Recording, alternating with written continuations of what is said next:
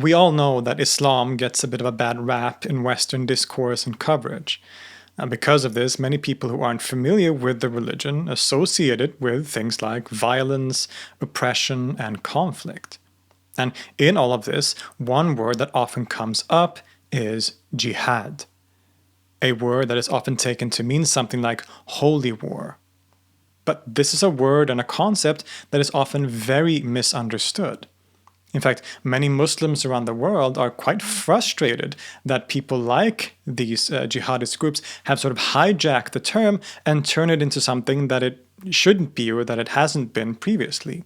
So what is actually jihad? What does this term mean, and how have Muslims understood it historically?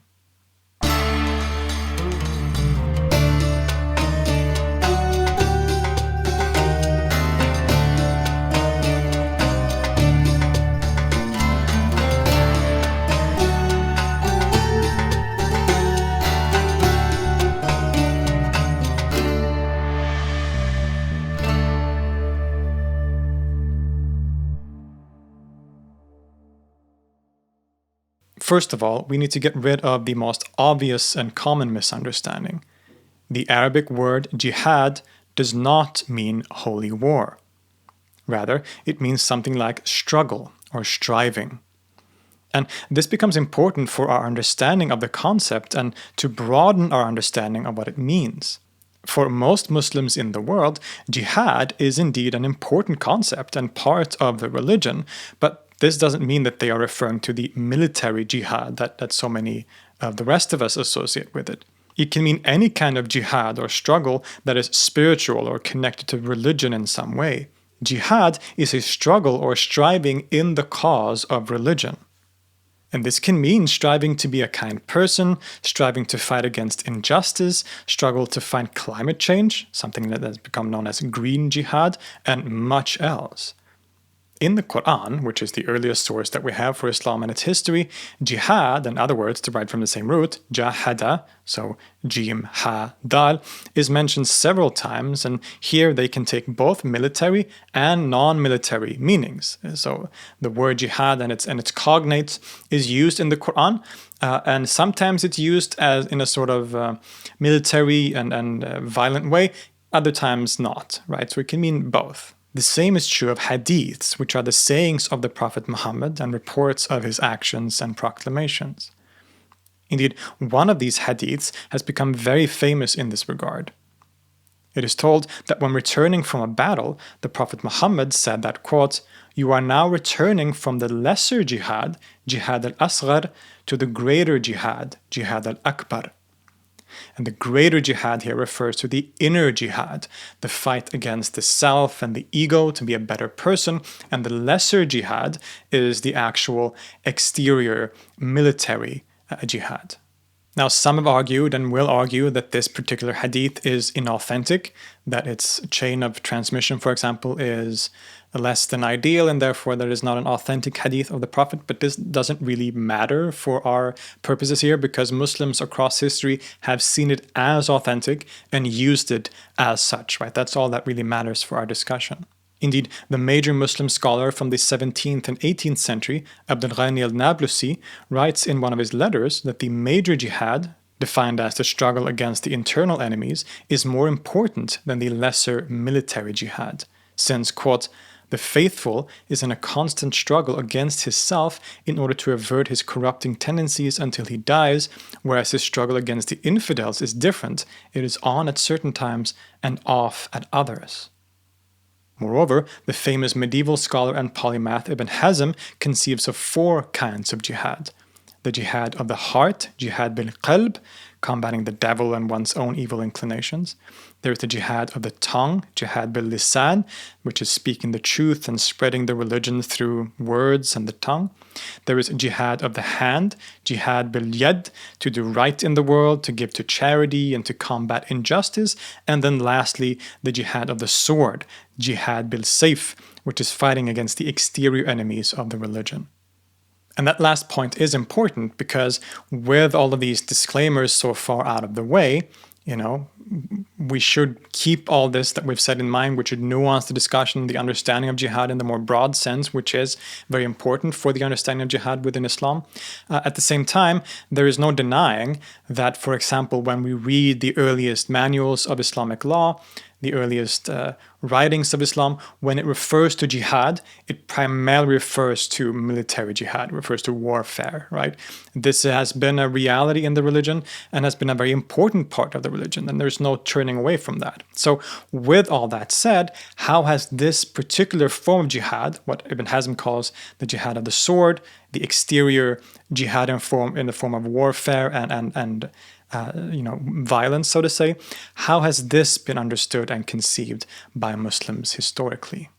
We can begin by looking at the earliest sources and origins of Islam, namely, of course, the Quran and the stories about the Prophet Muhammad and his community. As we said, the word jihad and its cognates can be found in plenty of places in the Quran, but here the type of struggle is varied, sometimes clearly not referring to war or violence, and at other times being ambivalent. But there are at least a few cases where it certainly seems to refer to military war and conflict. And in general, such verses in the Quran are definitely there. Part of the revelation that Muhammad is said to have received and the actions of him and his community included using force as part of the wider struggle in the way of God. Reading the Quran, we can conclude at the very least that the early believers, so the followers of Muhammad, were allowed to use force and violence/war in self-defense in order to protect themselves against foreign aggression. For example, fight in the way of God against those who fight against you, but begin not hostilities. Indeed, God does not love aggressors. And many Muslims will basically stop here and say that this is the only kind of violence that is actually allowed within Islam, the kind that is in self-defense.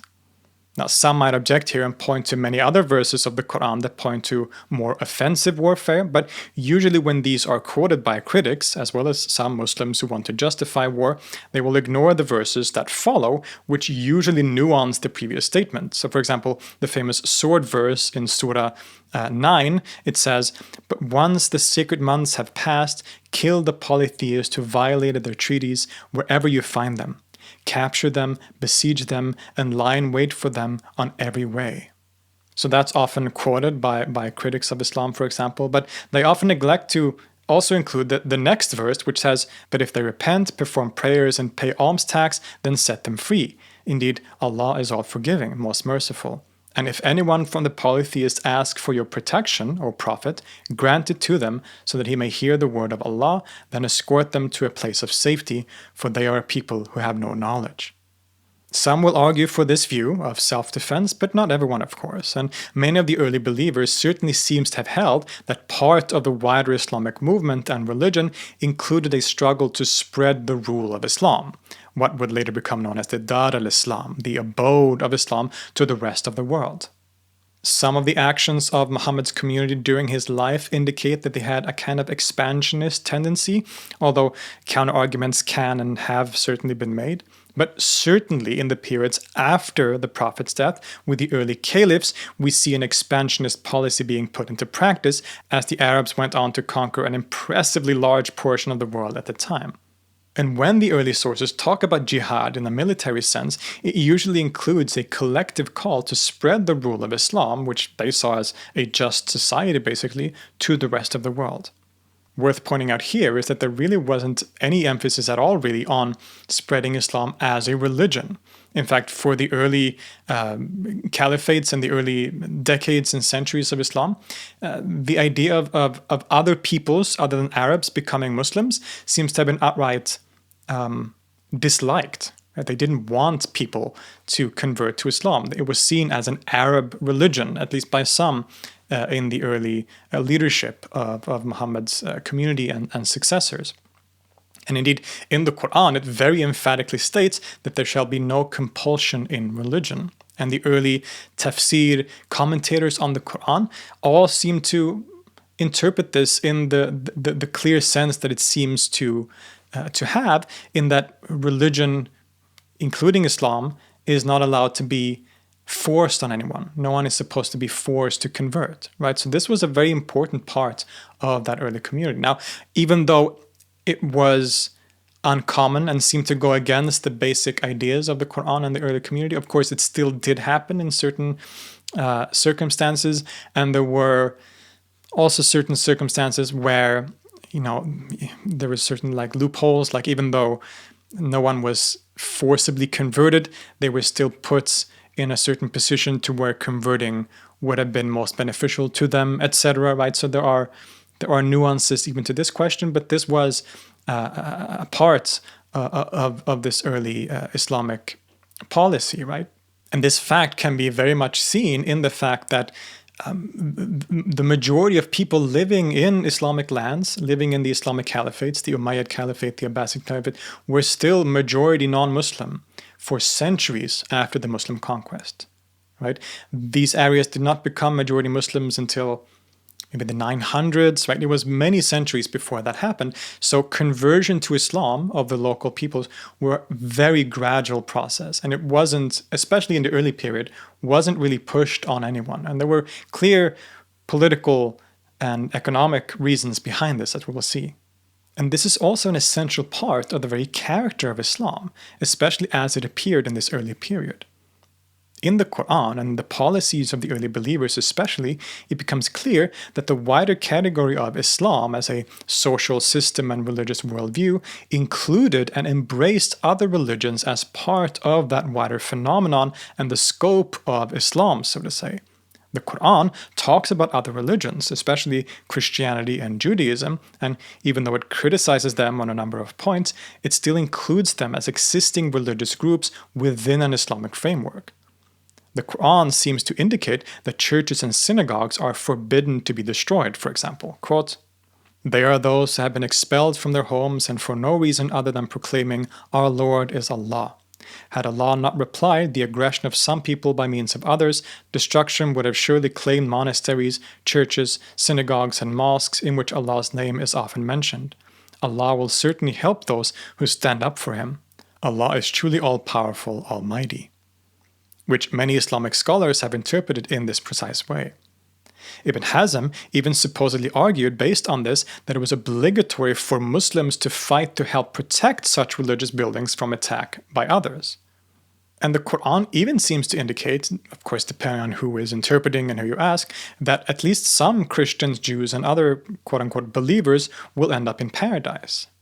Even if we don't follow the more quote-unquote radical interpretation of someone like Fred Donner, there is no denying that Islam had this general characteristic, at the very least in the very earliest phases of its development. This semi-perennialist tendency and scope of Islam as a whole is very significant for its time.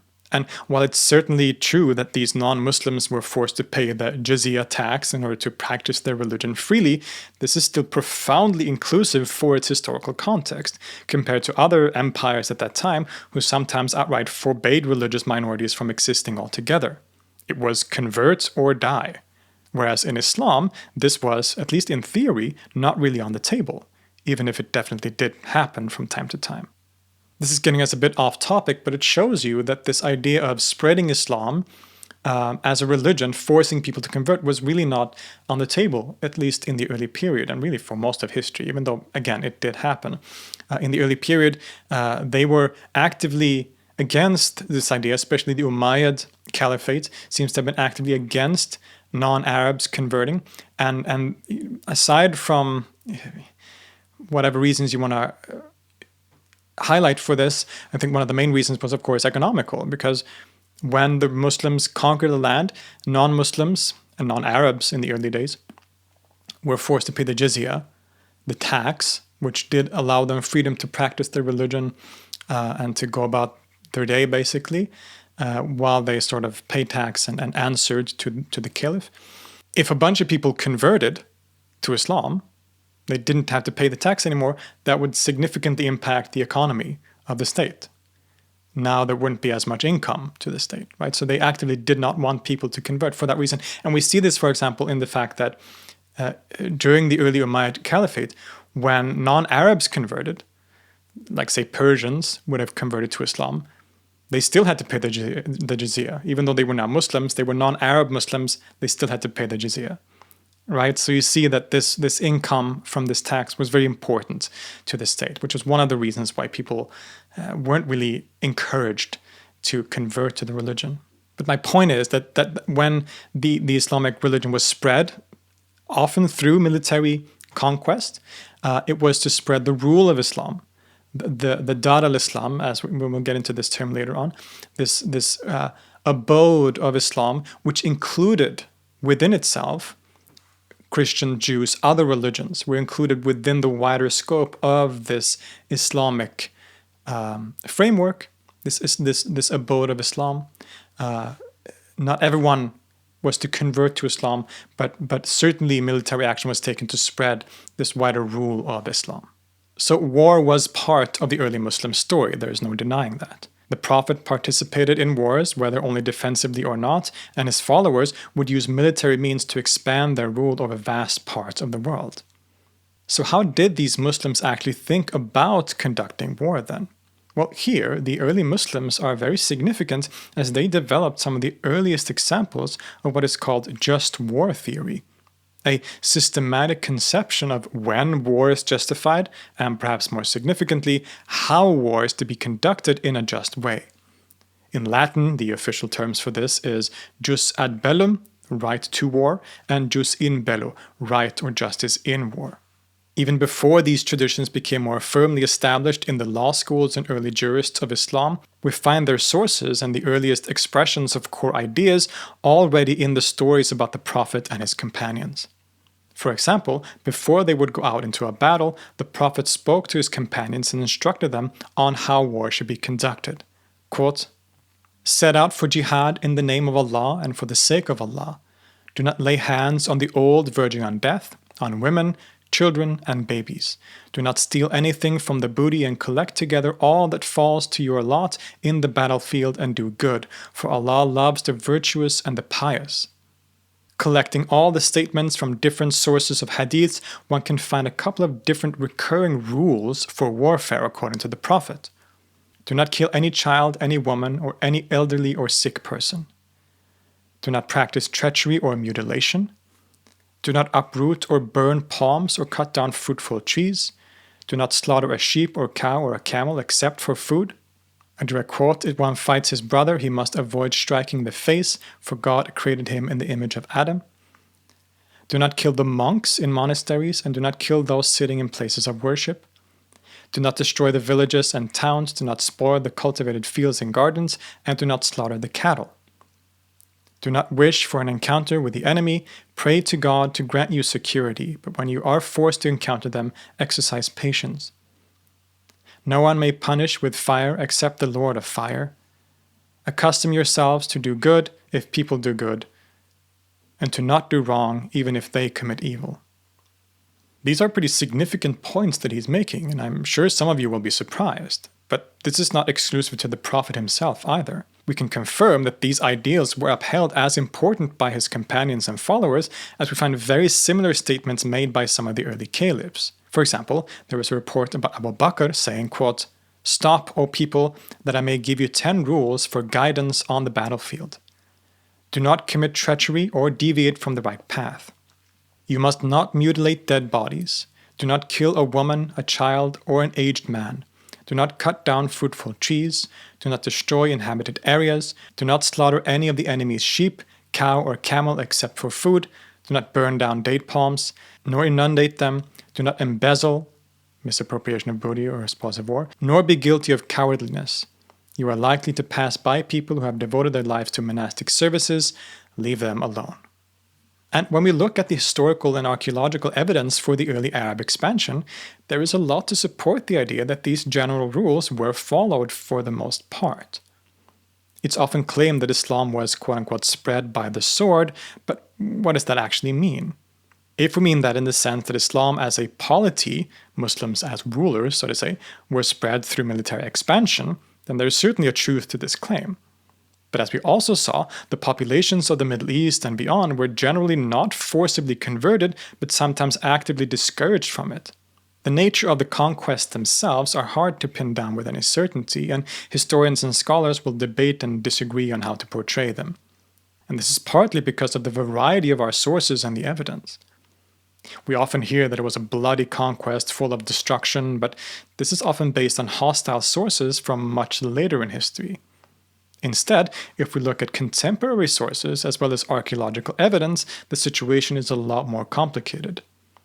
On the one hand, we have sources like Thomas the Presbyter, quote, "In the year 945, so 634 CE, indication 7, on Friday the 4th of February at the 9th hour, there was a battle between the Romans and the nomads of Muhammad in Palestine, 12 miles east of Gaza. The Romans fled, leaving behind the patriarch Bridron, whom the Tayaya killed. The Tayaya is the word used for the nomads of Muhammad. Some 4,000 poor villagers of Palestine were killed there, Christians, Jews, and Samaritans. The Tayaya ravaged the whole region." This is, in fact, one of the earliest references to Muhammad in any non-Muslim source, and it depicts a raid accompanied by great violence and killing. On the other hand, other sources, as well as the archaeological record, shows a very different picture as well. Indeed, historians will often note that the Islamic conquests are basically entirely invisible archaeologically. In all the cities and places that were conquered, we see evidence of continued use of churches and synagogues throughout the conquest period and afterwards, as well as continuity in general worship and way of life. In other words, while battles certainly took place between Arab forces and that of the Romans and Sasanians, these were mostly battles of, two armies on the countryside, on the fields. But when the Arabs then went to conquer actual cities, there is basically no evidence for any major destruction of buildings, any mass killings, or really any disruption of everyday life. They seem to have been kind of accepted, maybe because the people in the cities had realized that this sort of battle was already lost, so they just sort of accepted their new rulers. Regardless, archaeologically, these conquests are basically invisible.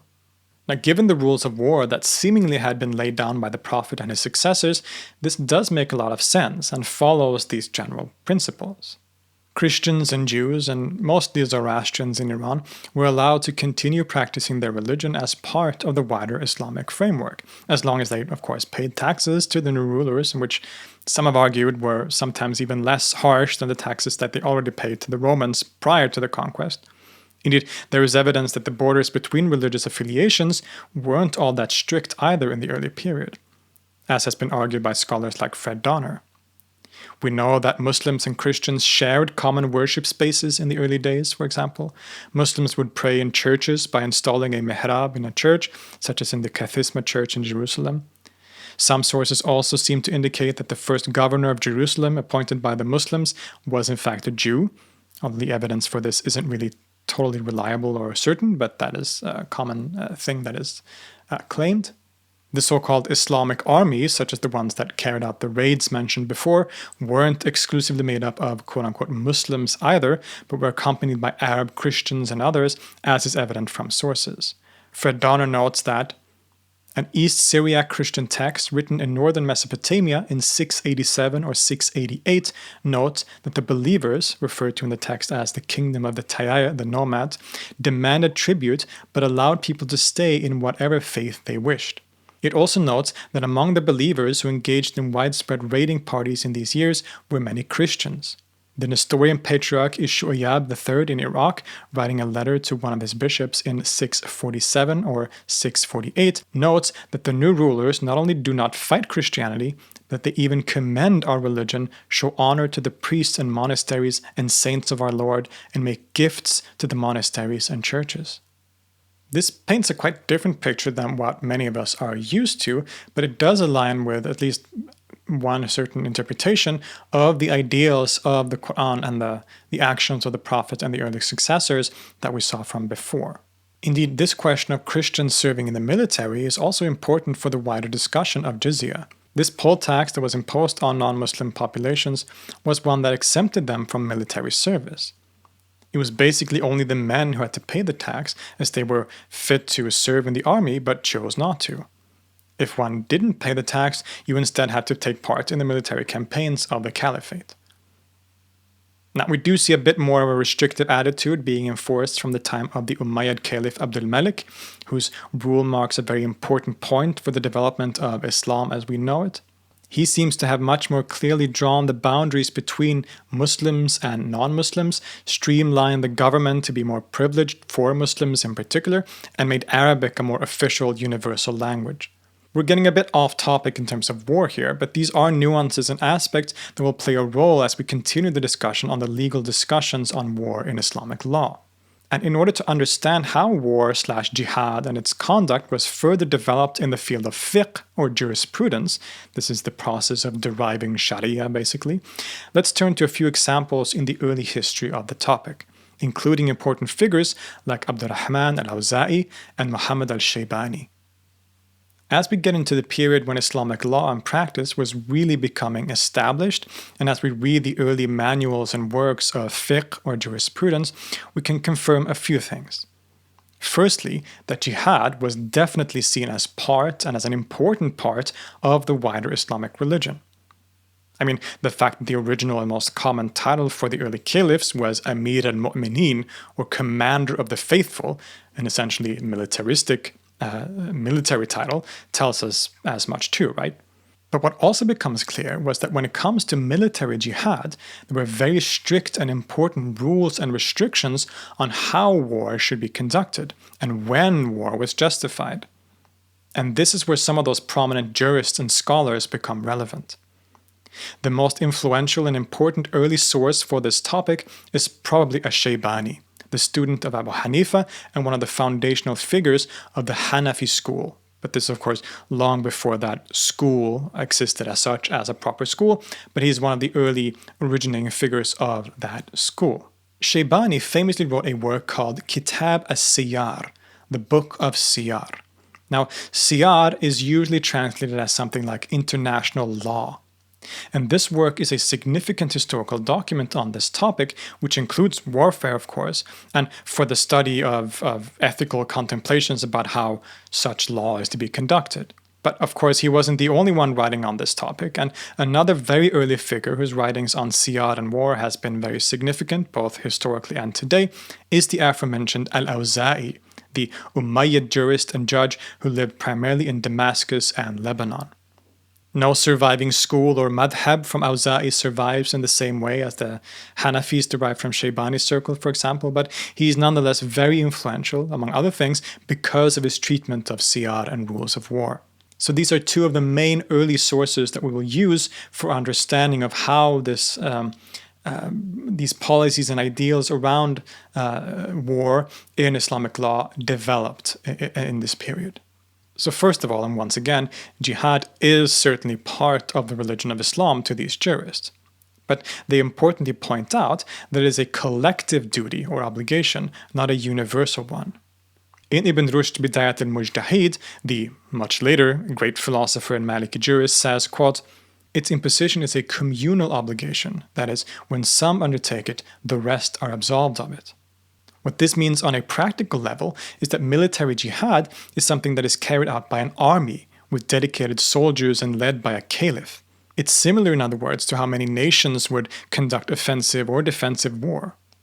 It is not a universal obligation in the sense that every Muslim is obliged to make jihad on their own, so to say. Jihad is performed in the context of an army who fights as representatives of all Muslims. This is one example among many others on why so many Muslims today will argue that modern terrorist groups are directly contradicting classical Islamic law and ideals as they look at jihad as a universal or individual obligation, that it can be carried out by anyone. And this is really the result of certain 20th century developments and thinkers like Sayyid Qutb, more than it is an actual traditional aspect of Islamic law, quite the opposite actually. Now, we will be quoting from Ibn Rushd in his Bidayat al-Mujtahid quite a lot, and as I said, he's a much later thinker from the 12th century, the very famous philosopher, also known as Averroes. But he was a Maliki judge, a Maliki jurist, not one of the great, most authoritative ones, but I'll be using this book of his, the Bidayat al-Mujtahid, the distinguished, the jurist primer, because it's a very useful book in the sense that he presents not only his own Maliki positions on all these topics, but presents also all the other arguments of the other schools, not just their positions, but the way that they argued. So it's an incredibly useful source for understanding even some of the earliest debates and discussions in Islamic law. But what was the reason for fighting? What was a just cause for war according to the Muslims? Well, in simple terms, it was to spread Islam. But not in the sense of spreading Islam to convert everyone. Indeed, we saw before that the earliest Muslims were actually opposed to this idea, but rather to spread the rule of Islam, to spread what was known as Dar al-Islam, or the abode of Islam. This is also sometimes used synonymously with a term called Dar as-Salam, or the abode of peace. And thus, what was outside of this realm of Dar as-Salam or Dar al-Islam was the Dar al-Harb, or the abode of war. The way the Muslims themselves saw this was thus that by spreading the Dar al-Islam, they were spreading and assuring peace and justice in society and the world. Hilmi M. Zawati argues, accordingly, jihad in Islamic legal theory is a temporary legal device designed to achieve the ideal Islamic public order and to secure justice and equality among all peoples. One of the legal discussions that we find regarding the reasons behind waging war and the resulting just actions and treatment of the enemy is the one regarding the very cause of fighting. And there was, again, some disagreement. For example, were the unbelievers fought because of their unbelief, their kufr in Arabic? In other words, was their unbelief itself the reason that they were to be fought? Or were they fought because they fought back, so essentially in self-defense? In Ibn Rushd's Bidayat al-Mujtahid, he argues, again by presenting the positions and arguments of different jurists and schools, that the majority of Muslim scholars agreed that the cause of fighting was not unbelief in itself, but in the ability to fight. This is what allowed them to justify and hold to the rules and conduct during war, as we've discussed earlier, for example, that women and children aren't killed.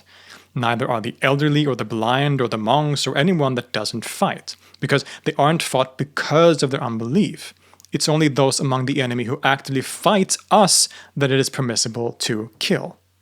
This can be seen directly in the writings of Al-Shaybani too, who significantly says, quote, although also associating partners to Allah is the utmost offense, it is in the jurisdiction of God alone, and God postponed the trial for such crime to the day of judgment.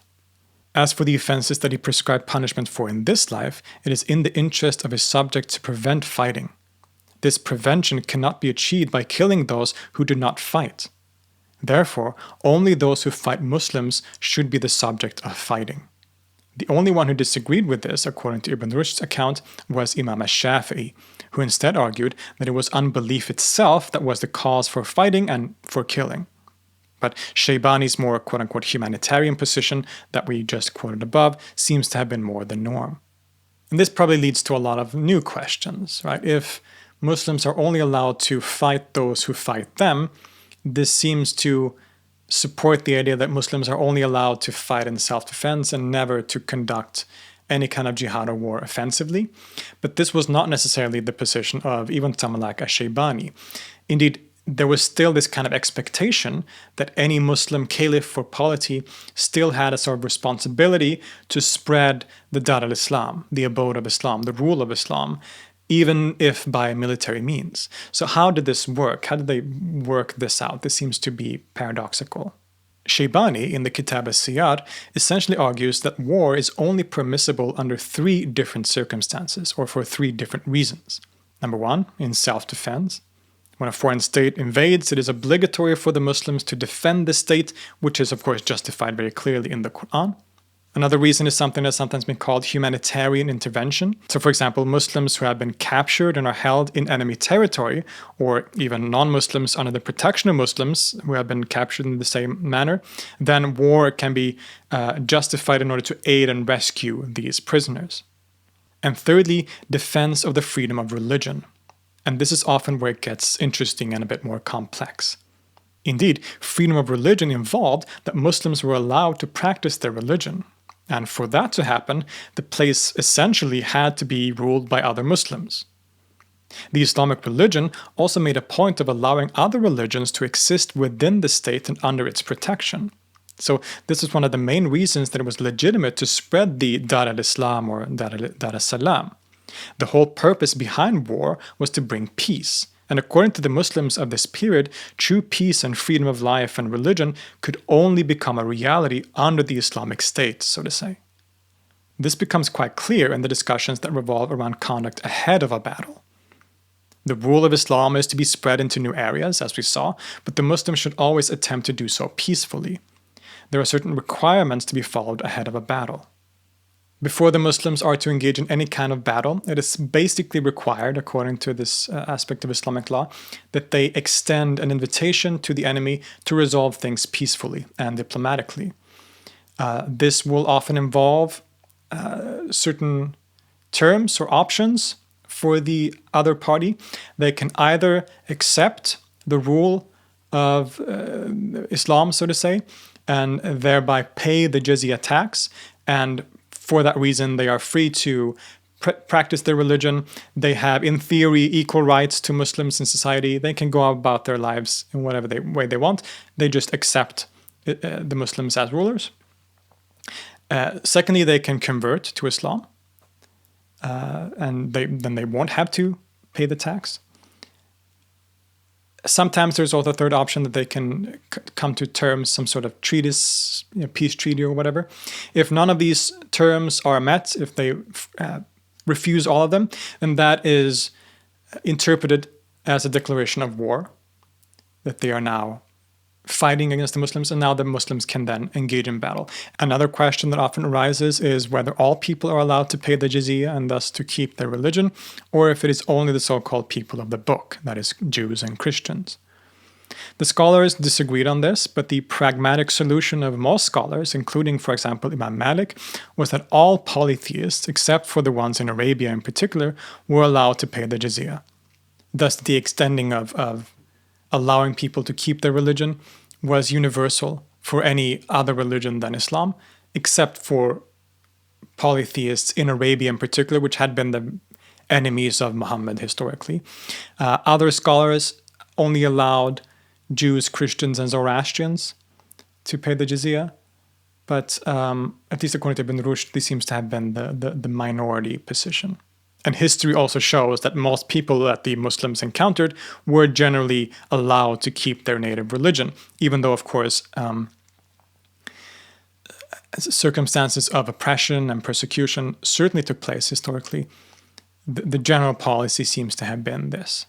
These general rules are often based on a very popular hadith regarding this topic, which is quoted by Shaybani and others. For example, in Shaybani's Kitab al-Siyar, it is quoted as such: "Whenever the Messenger of Allah, peace be upon him, sent an army or a group of troops, he used to admonish its leader to fear Allah in his personal behavior and to be pleasant to the Muslims who accompanied him. Then he would say, 'Fight in the name of Allah and in the way of Allah. Fight only those who disbelieve in Allah. Do not misappropriate, do not commit treachery, do not mutilate the dead, and do not kill a child. When you meet the polytheists who are your enemy, invite them to Islam. If they accept Islam, accept it from them and hold yourselves back from them. If they refuse to accept Islam, invite them to pay jizya. If they do that, accept it from them and hold yourselves back from them.'" Moreover, our friend Ibn Rushd, as always, gives us a great overview of the different positions and how the topic has been tackled. Quote, "The condition for the declaration of war by agreements is the communication of the invitation to Islam. That is, it is not permitted to wage war on them unless the invitation has reached them. This is something upon which the Muslim jurists agreed because of the words of the Exalted, 'We never punish until we have sent a messenger.' They disagreed on whether the repetition of the invitation was required on the recurrence of war. Some of them made this obligatory, some considered it desirable, while some of them neither considered it obligatory nor desirable." So technically, at least according to most of the scholars, Muslims can only fight in self-defense, but at the same time, the requirement to spread Islam includes them giving their enemies the opportunity to surrender peacefully through either accepting their rule and paying their jizya and practicing their religion freely, or converting to Islam, and only if they refuse these terms, thereby deciding to pick up arms and fight back, then it is legitimate to fight them. Now, you might think this is the biggest loophole ever, but it is indeed the way that the Muslim jurists argued for what proper conduct in war meant. The basic idea was that peaceful solution was always to be sought first. Some of the prominent early Muslim jurists seem to have held that fighting non-believers was only obligatory when the enemy had already started to fight, And Al-Shaybani quotes Sufyan al-Thawri as holding this opinion. As a basis, they often use the following Quranic verse that we also quoted before: "Fight in the way of God against those who fight against you, but begin not hostilities. Indeed, God does not love aggressors." It's also important to point out the historical context in which these discussions were taking place. This was a context historically where war was basically the norm, right? This is, the Byzantines, the Sasanians, and now the early Muslim caliphates. They come into a world where warfare is the sort of standard state of things. There's a sort of perpetual war, and peace is sort of this in-between state between battles. And so these ideas were born out of that context. The Muslims came into that world and had to adopt to that world, and they very much participated in that world. I'm not saying anything other than that. But the Islamic jurists, when they put forth these ideas, it was very much in response to that reality at that time, where war was the norm, which is very different from today. And we'll get to that later on. But this is why, this is where a lot of this comes from. And this wasn't very different at all, really, from other religions and their representatives at that time. The very idea of a sort of holy war had been developed very much by the Byzantine or the East Roman Empire prior to the rise of Islam, for example. And so these ideas were in the air. Representatives from other religions like Christianity also saw military expansion of the religion as a legitimate thing.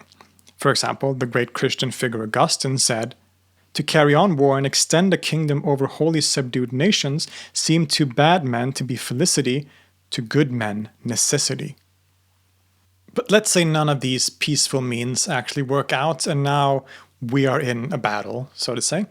What are the just conducts during a war? Now that war is happening, how does one do war and jihad properly according to Islamic law? Much of this is directly based on many of those hadiths and reports that we've already encountered. And what many of these juries did was simply to restate some of those hadiths and some of those rules that the Prophet and Abu Bakr, for example, already laid down. But still, people like Shaybani and Awza'i and others still give some important additions. Again, in the Kitab al-Siyar, al-Shaybani very clearly outlines that in a situation of war, only combatants are allowed to be killed.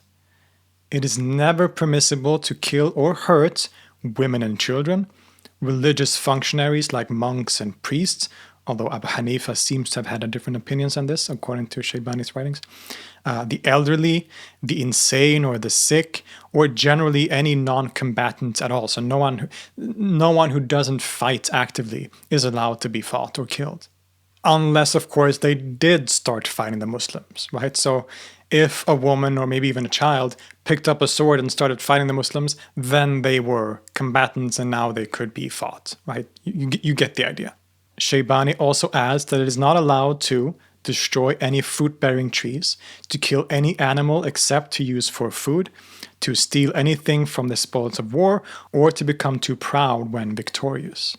Shaybani says in his Kitab al-Siyar, al-Saghir, the shorter version of the Kitab al-Siyar, that he, Shaybani, says, "I asked Abu Hanifa about the killing of women, children, such old men who do not have the ability to fight, those suffering from chronic illness and are unable to fight. He forbade their killing and detested it." Al-Awza'i held basically the same opinions entirely. Regarding some of the latter points, such as burning down crops or killing animals, he said, "It is unlawful for Muslims to perform an act of destruction in enemy territory, for that is corruption, and God loves not corruption." On non-combatants, specifically farmers and workers, he says, "Do not kill those who work in the fields if it is known that they are not combatants." As you can see, this very directly followed those hadiths and the conduct of the early caliphs when they instructed their armies for war, and this really was the norm for most Islamic scholars. They would disagree on a few points here and there, so if some scholars would allow like the elderly and the sick to be fought and killed, but never women and children, and so on. There were certain little points like that they could disagree on, but generally they held the same positions. Once again, these different positions are well outlined by Ibn Rushd. Quote, There is no dispute among them, the jurists, that it is not permitted to slay minors or women as long as they are not waging war. They disagreed about the case of hermits cut off from the world, the blind, the chronically ill, the old who cannot fight, the idiot, and the peasants and serfs. Malik ibn Anas said neither the blind nor idiots nor hermits are to be slain, and enough of their wealth is to be left to them by which they may survive. Similarly, the old and decrepit are not to be slain in this view, and this was also the view of Abu Hanifa and his disciples. Al-Dawoody and Al-Awza'i said that only the old are to be spared. Even someone like Ibn Taymiyyah, who is often considered a foundational figure for so-called Salafism and an inspiration for many modern jihadists and terrorist groups, basically held the same opinion, saying, "Those who do not constitute a defensive or offensive power, like women, the children, should not be fought." There were, of course, some caveats and specific situations where some of these rules could be nudged, like if the Muslims were besieging a city, it was allowed to cut off food and water and supplies to the city to sort of starve them in order to help with the siege, even if this meant obviously hurting women and children as well. So, certain of the necessities of war could make these questions a bit more complex and difficult. There are also many other details and complexities regarding rules for just conduct of war/jihad, and there really isn't enough time to go through all of it here. Islamic international law, for example, generally forbade certain common practices in war, such as displaying the bodies of killed enemies as trophies or sending severed head as messages to enemy leaders. Although this, of course, doesn't mean that stuff like that never happened, and this was still, the norm of the actual law. A modern example of this is the 19th century Algerian freedom fighter and Sufi mystic Abdul Qadir al-Jazairi, also known as Emir Abdul Qadir, who very strictly forbade his fighters from any mutilation of felled enemies as a result of his strict following of Islamic law. Of course, although women and children and other non-combatants weren't allowed to be fought or killed, it was still permitted to take them as prisoners, and sometimes into slavery even. But here's another topic where Islamic law and figures like Shaybani and others have contributed significantly to rules regulating the treatment of prisoners of war. As always, there are certain disagreements, but generally, when it comes to captured men in battle, it is the decision of the imam or leader in question whether he can execute them, for example. It seems in writers like Al-Shaybani that executing prisoners, even men, is strongly disliked, but it is not an illegal act as such. There is, for example, a principle that prisoners need to be fed properly, and if there isn't enough provisions to care for the prisoners, it might be better to execute them, right? This would be the argument. When it comes to women, children, and the elderly, the non-combatants, it seems that the general position has been that executing such people is not allowed at all, even if they had actually participated in the fighting at some point. But again, this still left them open to be, for example, put into slavery or other kinds of treatment, but killing, executing was not allowed. Quote, "The majority of the jurists maintained that the imam has different types of choices regarding the prisoners of war, including their pardon, enslavement, execution, demand for ransom, and the imposition of jizya on them. A group of jurists maintained that it is not permitted to execute the prisoners. Al-Hasan ibn Muhammad al-Tamimi has related that there is consensus, ijma', of the companions on this. The reason for the disagreement stems from the conflict of the apparent meanings of the verses in this context, the conflict of the acts of the Prophet, and the conflict of the apparent meaning of the Quranic text with the acts of the Prophet. Execution is permitted in cases where the guarantee of safe conduct, aman, is not available. There is no disagreement among Muslims on this. However, they differ as to who can grant safe conduct and who cannot. We can once again use as a modern example of this the famous 19th century Abdul Qadir al-Jazairi, who fought against French colonialism. During his wars with the French, he captured many prisoners and became famous and later even awarded medals by the French, among other things, for how well and justly he treated his prisoners. All of which was, to him, a direct reflection of and a strict following of Islamic law regarding just action in war and treatment of prisoners. Some of his former prisoners even came to visit him in France when he himself was imprisoned to pay their respects and to thank him. This is not to state that this has always been the case or that having prisoners of war is a good thing to begin with, but it's a good way to show how nuanced questions like this can be. So that's a general outline of the positions of the earliest, at least Sunni Muslim jurists and scholars on the question of jihad and war, when war is justified, how it is to be conducted in a just way, etc. And we can see that it is a topic that is very complex, very complicated and nuanced. And I think in a way that might be surprising to a lot of people whose image of Islam, especially in relation to this topic, is very different based on contemporary circumstances and coverage. And we'll get into the contemporary situation very soon. But this is important to point out that things are quite complicated and complex.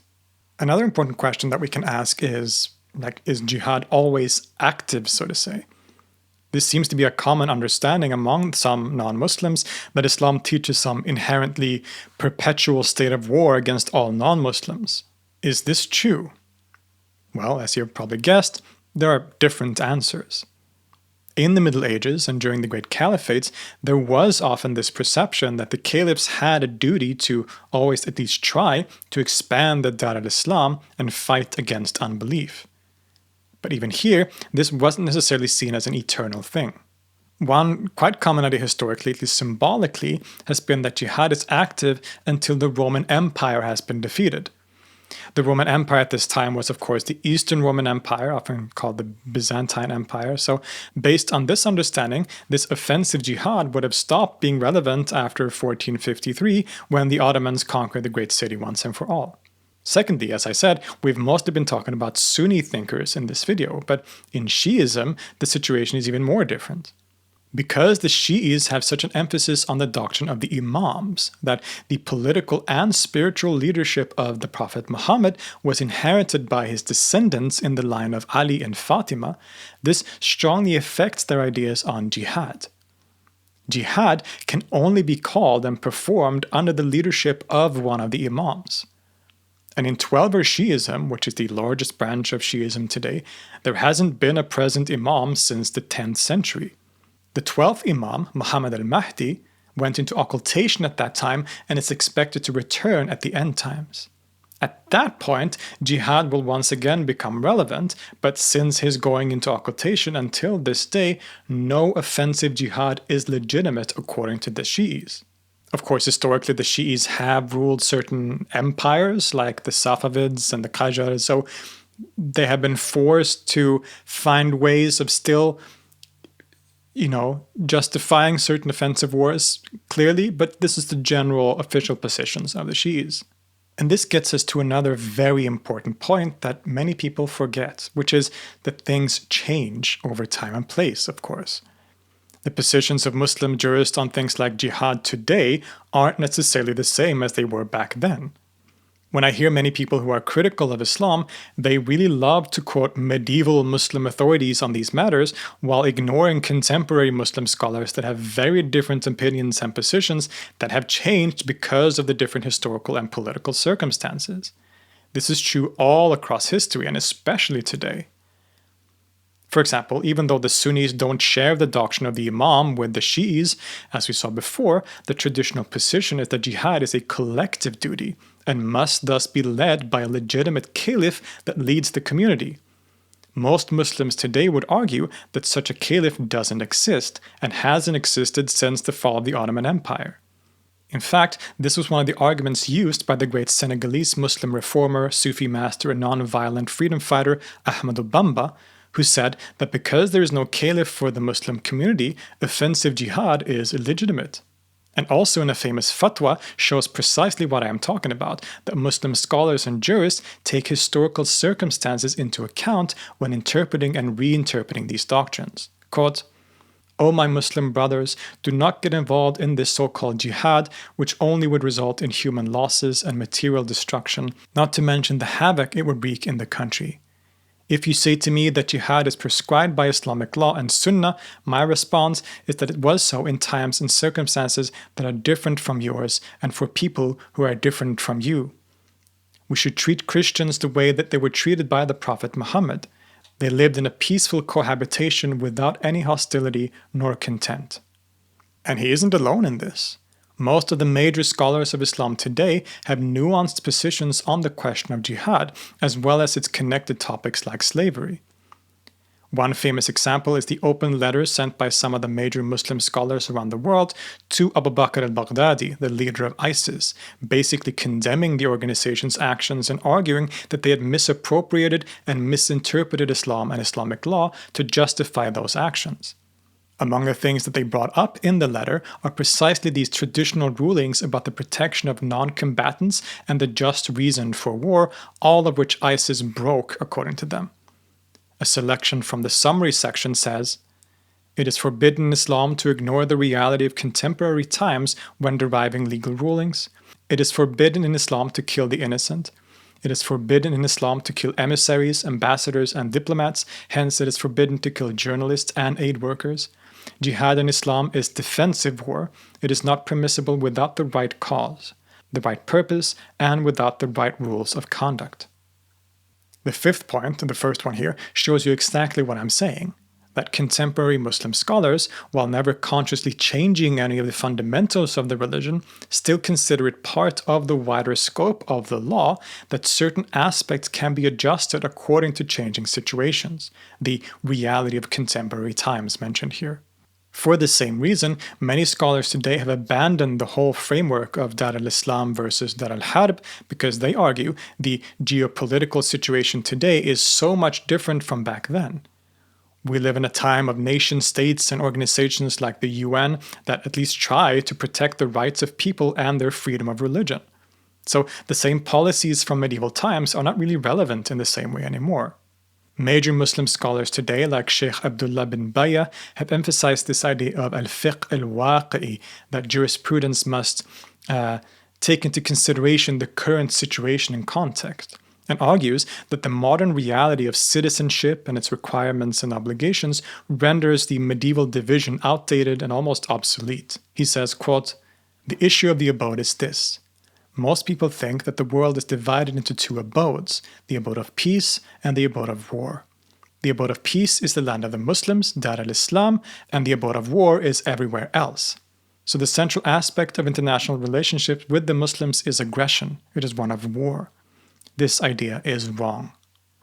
Instead, the modern contextual reality of citizenship, freedom of religion, and human rights makes any place where Muslims are free to practice their religion either as the Dar al-Ahd, the abode of treaty, or the Dar al-Sulh, the abode of peace, a category that also existed in medieval times, or even that such a place of freedom of religion falls under the Dar al-Islam itself.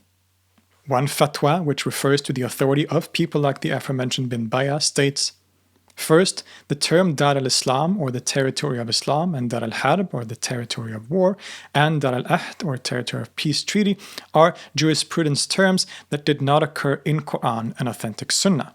Second, apparently, evidence and the opinions of jurist scholars demonstrate that the essence of the terms Dar al-Islam and Dar al-Kufr is about security and fear.